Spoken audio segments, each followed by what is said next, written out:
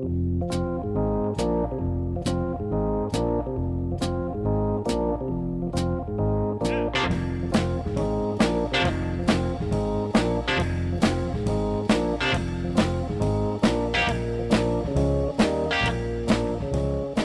is easy to forget what time does to the way we look at things, but the beauty of it is the difference that this change can bring to us.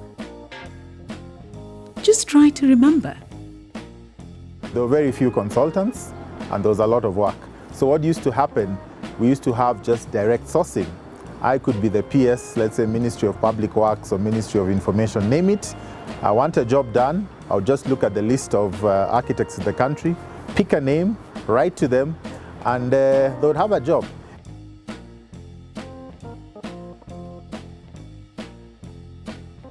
A friend of mine tells me, and I don't know, I'm willing to be corrected if this is wrong, that if you're supplying tissue to the government, you're getting 200 shillings a piece. Is that true right now, or are those just allegations? Is it possible? Money used to be paid for projects that never existed. Whether it is medicine, law, architecture, our whole country, we got so engulfed in a culture of corruption. And it's no wonder that it became imperative that if this country was to move to the next level, would have to come with a procurement law.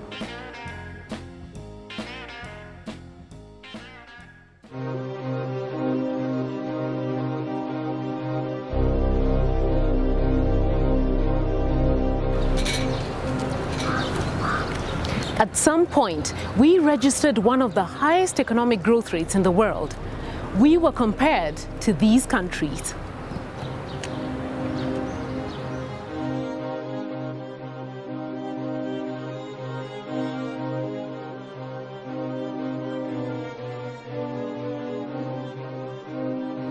Times have changed.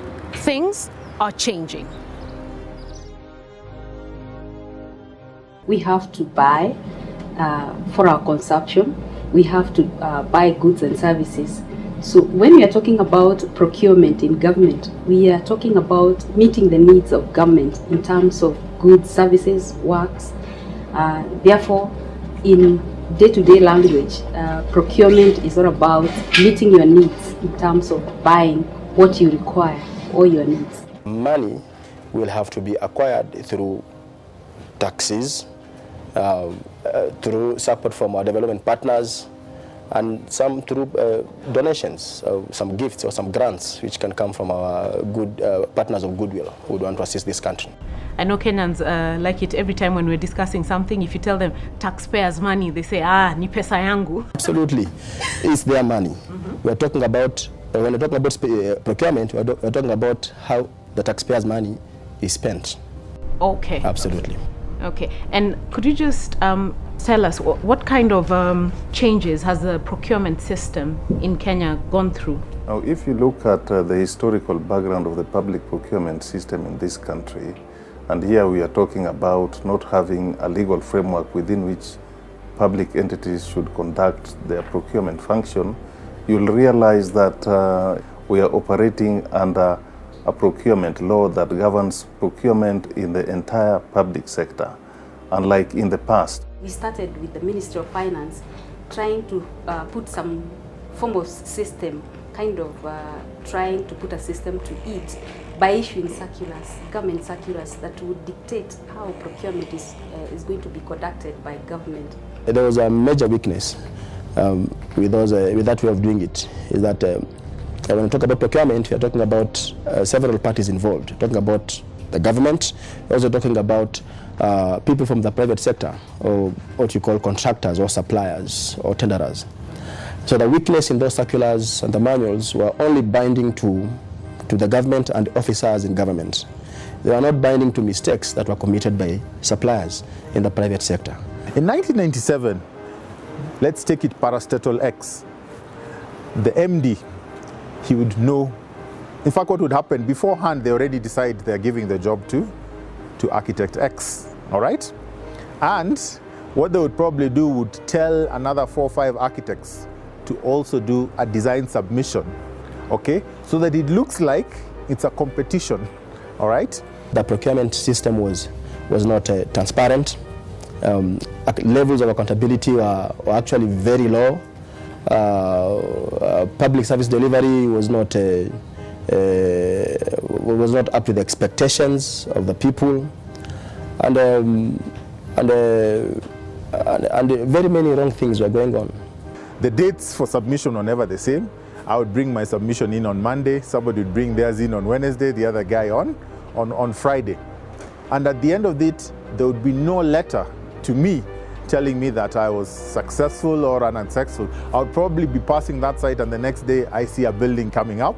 What used to happen is people buy jobs, okay? You get wind of a job that is in a procuring entity, you go and identify the decision makers in that place, money changes hands, and you get your project going on. That is just corruption. Why? Somebody has already been settled for, and you guys are doing what they used to say, mnasinikiza mtu. You become bridesmaids at the wedding.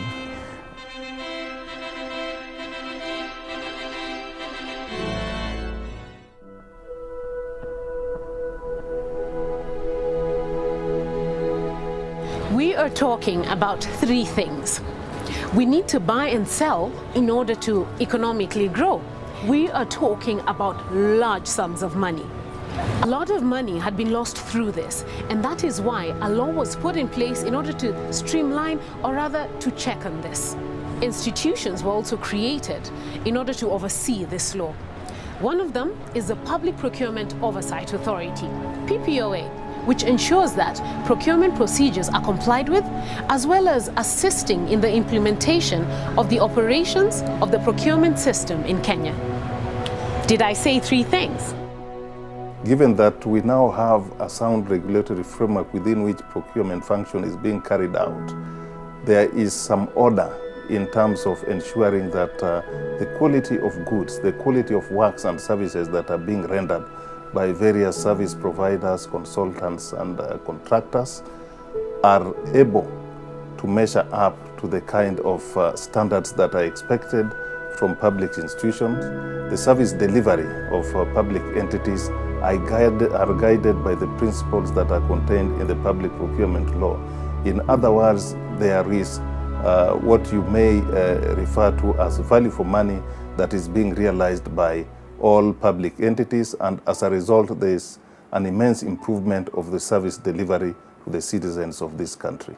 I would say that the process is much more transparent, it's well defined, and I would imagine that it has led to some value addition in most of the businesses. Somebody like me who deals with the roads where I have emergencies, it does allow me to deal with emergencies. It does allow me to deal with big contracts. It does allow me to deal with small contracts. And in terms of timing, there are set timings. You can argue either way. Over and above that, when you do a balance, you know everything that happens has merit and demerit. There are very many merits that far more outweigh the demerits of the process. I think it's a good process. It could have saved Kenyans a lot of money in terms of losses to the economy. And what we need to do is to keep continually improving the system so that it meets the expectations of the stakeholders. Through constant engagement with the different stakeholders, PPOA is able to gauge the changes that face both government and private entities. We've also been conducting stakeholders consultations every year from all parts of the country, and it is culminated in by a major one. It's called the National Public Procurement Stakeholders Consultative Forum, which we've been holding it religiously almost every year. Is there a way that we can reduce the opening of tenders, the time that it takes, because all classes are read at the same time? Many instances, they actually act in ignorance of the act. All it takes for one to do business with government is an understanding that the government can trust you. The PPOA is working towards demystifying what it means to work with the government. I think we need to demystify procurement for two reasons. One is that we need more public participation in procurement, and the second thing is that we need to make the process simpler and easier. It is hard to get a tender. You buy a tender, you don't get it. Another innovative way in which you can get the information out. When will this be implemented? When are we going to be able to access this process? Because like somebody said, if you still tender, you face the barriers that have been in existence despite this good information. Just to answer that, the public procurement law, it is a requirement, and it's one of the objectives that the procurement process should be non-discriminatory. That is, you should not be discriminated in the terms of gender, be it physical, economics, or any other factor. So we encourage you in that government organization where you experience such kind of discrimination, please report to us. Procurement also spurs economic development of any country, because it is through procurement that you engage small and micro enterprises. You know, you create business within the public so that public is able to do business with government. This is where public meets with government in terms of business. So if a country has to grow, you have to bring up your business community, the small and micro enterprise, to do business with government, and it is through procurement that you do this. So it spurs economic development of any country. There are some people who complain and say that the whole procurement process, apart from being long, they probably drop it in there and say that it's because the review process takes too long as well. Is this the actual case, or is it another issue of passing the buck on just to blame somebody else? How does it work? We got it. It's the bid protest mechanism. Okay. You are giving a forum to any Kenyan, to any person who has participated in a tender and who has a complaint. We are giving them a forum to come and raise their complaints. And after we listen, we'll be able to find out whether the complaint is genuine or not. How long does the review process take? The review process, according to the law, is supposed to be concluded within 30 days. But let me say this, again, this board is very stringent, and we are seeing cases being concluded within less than 20 days. You should ask yourself, in a year we only hear 60 cases. Those 60 cases, I'm sure the public entities, when you consider all the public bodies, the central government, when you look at the parastatals, the universities, the colleges, there are more than 10,000 procurements, I would say, tenders. So hearing 60 cases, and we are hearing those 60 cases within a period of 30 days, surely that cannot by any standard be said to be causing delays in the procurement process.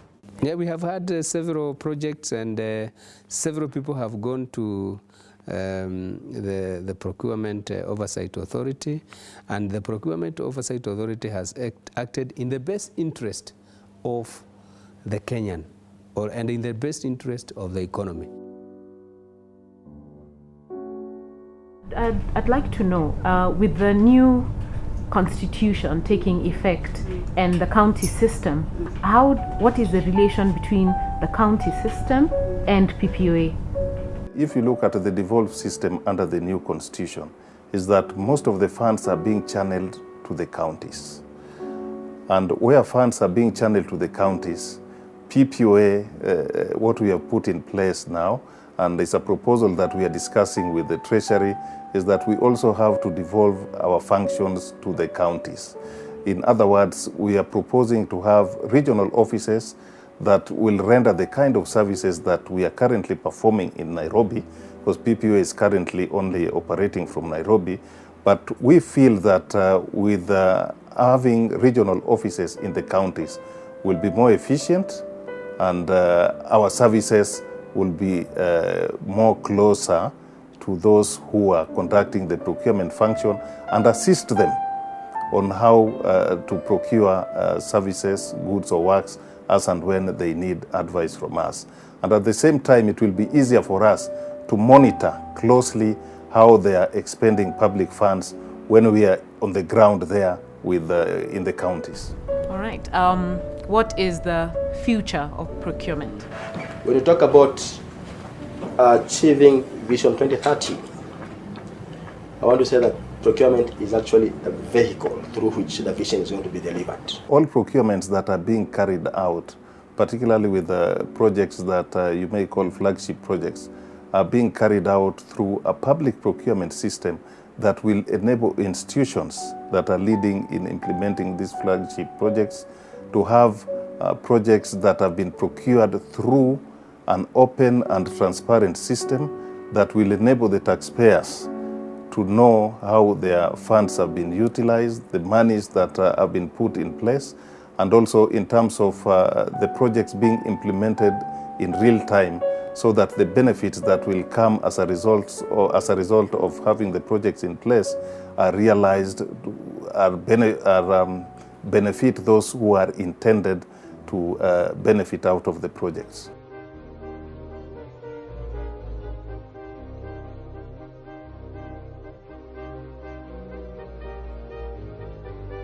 The interesting thing about history is that without it, we can never really know where we've come from. The changes that have been put in place by the PPOA are very important for us to achieve what we want to achieve in the long run. When you look at the math, things are different, and all of us are a part of that change.